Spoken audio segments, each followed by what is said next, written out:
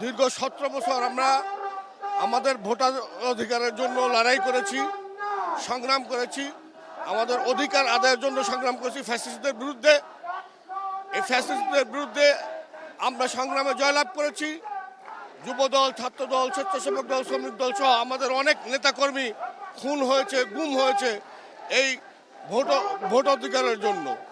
আজকে আমরা যেহেতু জয়লাভ করেছি, একটি অন্তর্বর্তীকালীন সরকার বাংলাদেশে বিরাজমান, যেহেতু ইঞ্জিনিয়ার ইশরাক হোসেন নির্বাচিত হয়েছে এবং সেই নির্বাচনে শেখ হাসিনা এবং তার দোসররা তার বিজয়কে ছিনিয়ে নিয়েছে, বাংলাদেশের সর্বোচ্চ আদালত ইঞ্জিনিয়ার ইশরাককে বিজয় ঘোষণা করেছে।